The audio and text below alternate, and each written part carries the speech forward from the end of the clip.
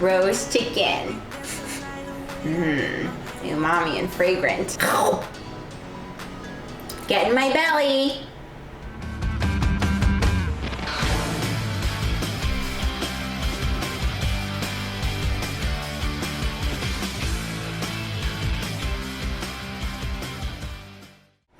Welcome to Yvonne Meets Food, where I share my passion for making food, eating food, as well as traveling the world to discover and eat even more delicious food. Today we're going to be making a classic in the Vietnamese household, which is Vietnamese Garlicky Roast Chicken. Vietnamese roast garlicky chicken is not necessarily a glamour dish. Oftentimes when you see chicken on Vietnamese restaurant menus, it'll oftentimes be grilled. This is roasted, and this is really more of a dish that you would find in a Vietnamese home at dinner time. This is a delicious, very easy to make recipe that was actually inspired by Andrea Nguyen, who is a very famous Vietnamese American cookbook author and is one of my all-time favorites.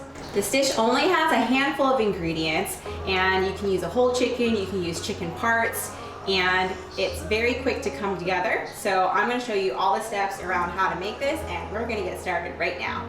So for this roast chicken dish, obviously we're going to need chicken. So I've got one whole chicken that is air chilled and organic, and I try to aim to get chickens that are about 3 to 4 pounds. Here in the US, chickens are huge, so you can get ones that are as big as 5 or 6. But I find that the 3.5 to 4 pound ones are manageable, and they're probably like a bit more succulent. Because chickens are supposed to be smaller, right? They should be around 3 pounds naturally. If you don't want to use a whole chicken, of course, if you find it a little bit daunting, you can also use chicken parts. I would definitely aim to get the more succulent, meaty part, so avoid the breast. Remember, white meat sucks, not so great. Aim to get legs, thighs, and wings. If you watched my Peruvian chicken episode, and if you haven't watched it, I'm gonna link it in the description box down below. You'll know that the only way that I roast chicken in my house is via spatchcocking. So we're also gonna spatchcock this chicken as well. So I'll show you again how to do that in just a minute. For the marinade for this chicken, it's going to be garlicky roast chicken. Remember, so we're using a lot of garlic. So this is 4 fat cloves of garlic that I finely minced. About 1.5 tablespoons of neutral oil. I'm using avocado oil. And this chicken's gonna get a huge umami burst because we're gonna be using Maggi sauce. That is this delicious seasoning sauce that is so ubiquitous in Vietnamese cooking. It just gives everything a bit of an oomph and a very savory, delicious feel. This is amazing. And then lastly, for additional seasonings, we've got about 1/4 teaspoon of kosher salt, 1 teaspoon of freshly cracked pepper, and about 1.5 teaspoons of granulated sugar. And that's really it. Told you that the ingredient list was super short. So we're going to combine all these marinated ingredients in a single bowl, and then we're going to spatchcock the chicken. So here's our marinade, quick and snappy. Super fragrant because of that garlic and that umaminess of the Maggi sauce is just bursting out of this. Whee! So I'm gonna set my marinade aside while we work on the chicken. So again, we're gonna spatchcock this chicken.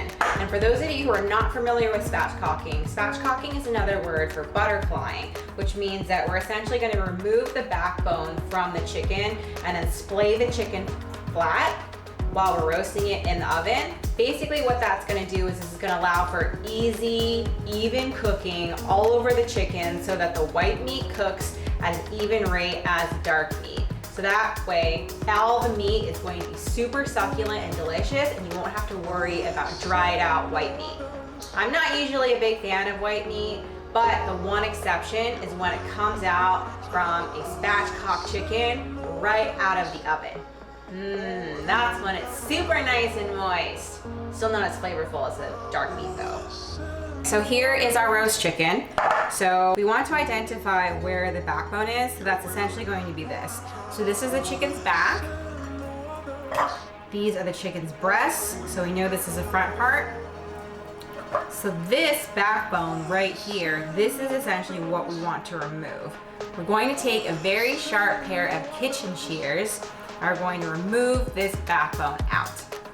So usually I would look for this piece of the backbone that sticks out and then start the cutting from there. So you want to cut on both sides of the backbone to remove it. So we've got our shears right here. So you're gonna grip this bone and then just kind of cut it. And you may need to kind of get in there a little bit depending on how strong your kitchen shears are. Okay, so now we got one side. And we just need to cut the other side. Ooh, there you go.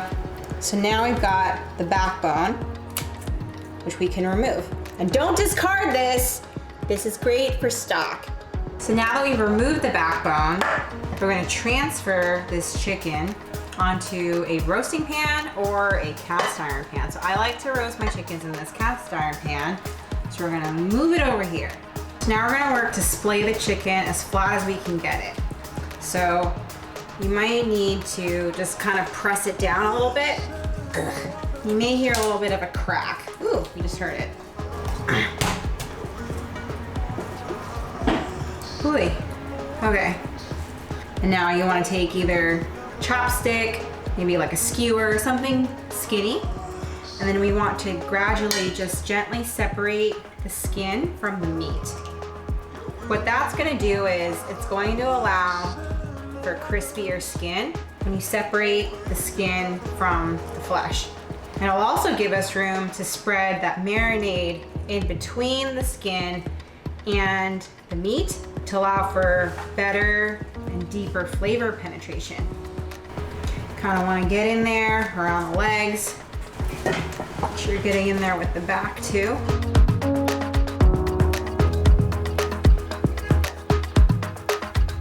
So now that this meat has been separated from the skin, we're going to start adding that delicious marinade that we made. I'm gonna mix this up just a little bit. Start slathering it on. See all those delicious garlicky bits everywhere. Really get in there with your hands. Getting chicken marinade into chicken is always best done with hands. You really get it in there. Make sure to get it between the meat and the skin.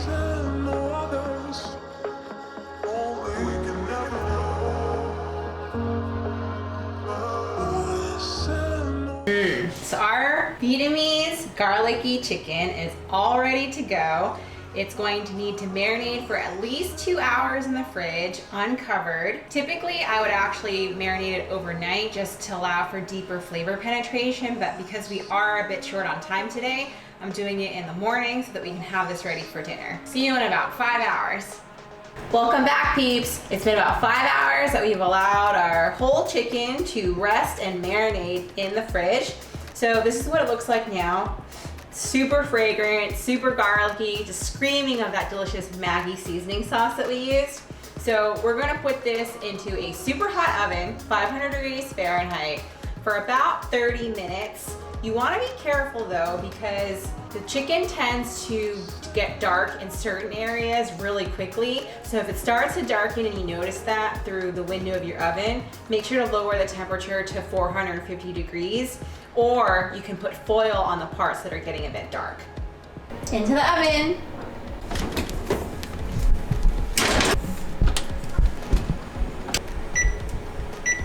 Winner, winner, chicken dinner, Vietnamese style. Chicken's ready. So I checked it at about 10 minutes in, had to tempt it because it's browning too much, and I also lowered the temp to 450. Ooh.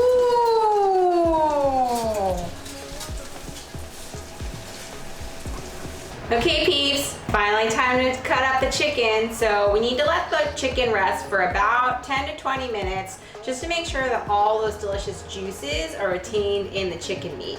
If you cut your chicken too soon, like when it's right out of the oven, you risk drying the meat out, and no one wants dry meat. Ugh. Okay, so this has been resting, and we tested it to make sure that it is fully done. I stuck a thermometer into the thigh and the leg, and it registered about 165 degrees Fahrenheit, which is exactly what we wanted. So now I've got this beauty right here. Ooh, it's quite a stunner, isn't it?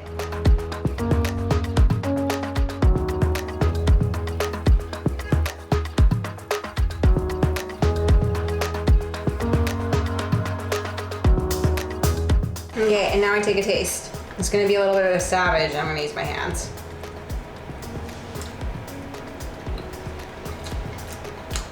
Mmm.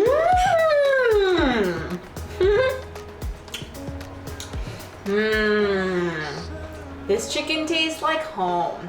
Super umami, savory, it's a little bit salty, a little bit sweet. That roasty flavor is just so good. This meat is just so succulent. The skin has really soaked up that marinade. Ah, the skin here, don't discard it. It's packed with flavor. Ah, just drooling while I'm eating it. Spatchcocking is definitely the way to go. This is definitely a true Vietnamese classic. So this wraps up another episode of Recreating Classics. In this case, it's going to be recreating the delicious Vietnamese roast chicken by Andrea Nguyen. Super yummy, super delicious, definitely a staple in our household.